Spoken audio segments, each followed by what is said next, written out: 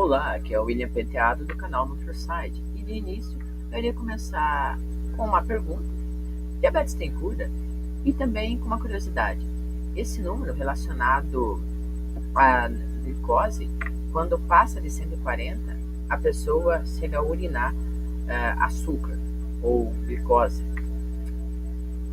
Mas para responder à primeira pergunta, seria necessário primeiro estabelecer o que é um e qual é o outro. Existem dois tipos de diabetes, a tipo 1, ou a diabetes de mellitus tipo 1, e a diabetes mellitus tipo 2. Nós temos que a diabetes tipo 1 ela é crônica e afeta pessoas abaixo de uma idade de 20 anos. Ela é caracterizada pelo nível alto de açúcar no sangue, sendo que ela também é uma doença autoimune, onde o seu sistema imunológico próprio ataca as células do pâncreas que produzem insulina. Como resultado, você tem uma diminuição de insulina e, por consequência, um aumento da glicose ou do açúcar no sangue. Uma das soluções seria o transplante, mas, além disso, não haveria uma solução para a diabetes tipo 1. Já no caso da diabetes tipo 2, nós temos que ela de 90 a 95% das diabetes corresponde a do tipo 2, onde há sim a produção de insulina, mas não é usada adequadamente. É o que nós chamamos de resistência insulínica ou a insulina. Ela pode ser prevenida e curada, por causa que a maior causa da diabetes tipo 2 seria por causa do açúcar em excesso. E de todos eles, o pior é a frutose. A frutose, ela gera inúmeros outros problemas, incluindo esteatose hepática não alcoólica, que pode vir adiante a desenvolver para a famosa cirrose hepática. A esteatose hepática é basicamente gordura no fígado.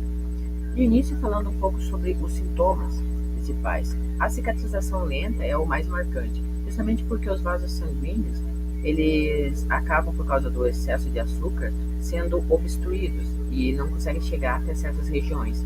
Então as feridas elas demoram mais a cicatrizar por falta de oxigênio e nutrientes.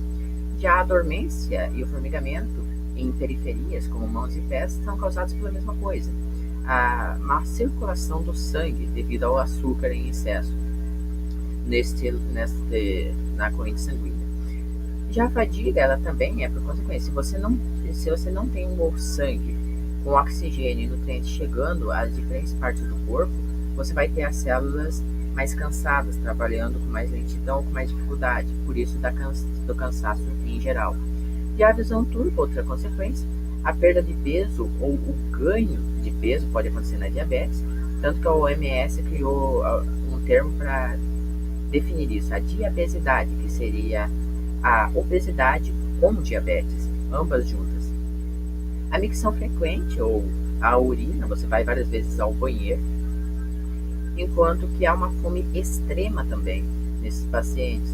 Isso tem a ver com a leptina, que eu acabarei falando mais adiante. E é bom destacar, isso é mesmo após a pessoa comer. Próximo, falando um pouco sobre a leptina em si, a resistência à insulina e a resistência à leptina. Leptina, ela é o hormônio da saciedade. Ela é o contrário da grelina, que é o hormônio que faz com que você sinta fome. Vem do grego leptos, que quer dizer magro. A primeira coisa que devem saber é que as células de gordura é quem produzem a leptina. Isso foi descoberto por Jeffrey Friedman e por Coleman em 1994, sendo que eles perceberam que há uma relação entre a leptina, a resistência à leptina, e a resistência insulínica, onde você tem que curar primeiro a resistência à leptina para então curar a resistência à insulina. E é um hormônio que, quando falta, ele acaba fazendo com que a pessoa engorde muito. Eu recomendo a vocês o livro The Fat Suite, do Dr. Johnson, onde vocês verão mais essa relação entre resistência leptínica e resistência insulínica, a diabetes, entre outras curiosidades.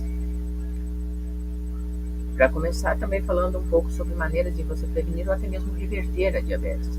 Exercício físico, bem, ele diminui a resistência à insulina e também a resistência à leptina da forma mais rápida possível. É a maneira mais eficiente de você conseguir uma melhora. O consumo de ômega 3 é também bastante importante, pois o ômega 3 ele é uma excelente fonte de energia para o cérebro e também para os músculos do seu corpo. E pessoas que têm diabetes, elas tendem ao açúcar que antes ia para as células como fonte de energia, ele fica na corrente sanguínea. Então, é uma excelente fonte alternativa de energia. Consumo probióticos. Eu recomendo principalmente porque aumenta a imunidade da pessoa e também ele aumenta a absorção de nutrientes que melhoram a resistência insulínica, fazendo com que você tenha uma considerável reversão do quadro. Temos o nato, que seria a soja fermentada, o kombucha, que pode ser feito com 3 tipos de chá diferentes, o preto, o verde e o branco. O kefir pode ser o kibi, que é o kibico, que é o kefir de água, e também temos o kefir de leite. Nós temos o queijo cru, que é outro recomendado por mim. Eu recomendo também a eliminação de gorduras trans.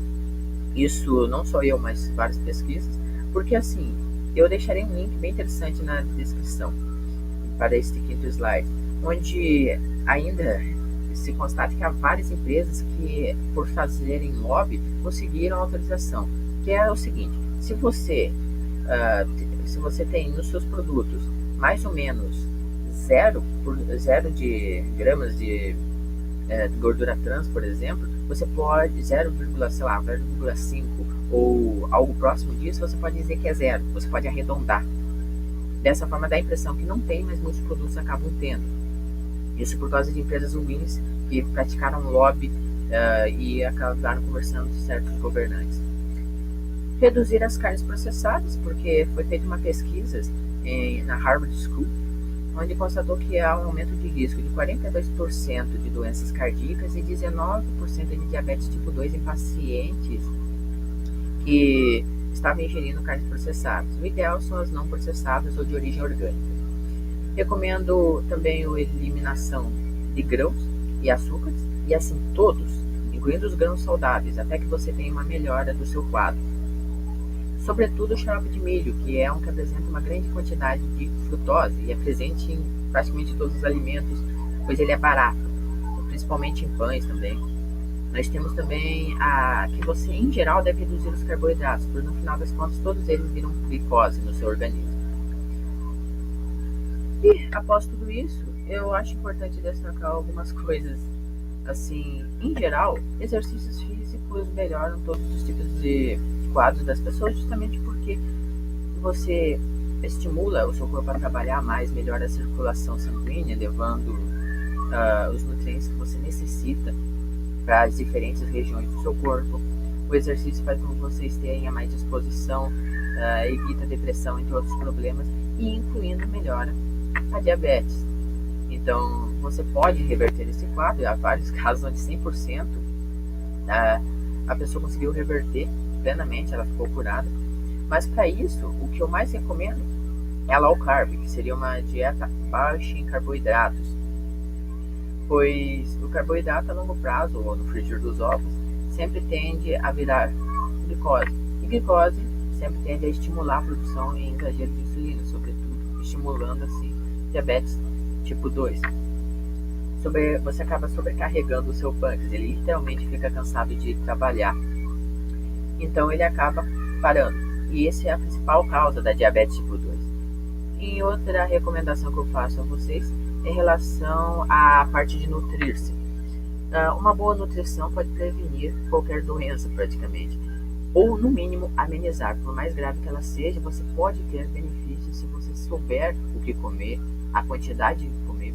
Então é muito importante, e eu sempre recomendo que você fique sabendo de dicas nutricionais, e aqui no canal eu trago isso para você com mais frequência. E ainda eu vou fazer alguns vídeos, e eu estou pensando talvez em fazer algum vídeo comentando um pouco mais sobre talvez doenças. Eu vou variando, ou falando sobre doenças e possíveis tratamentos esses que se baseiam numa alimentação adequada.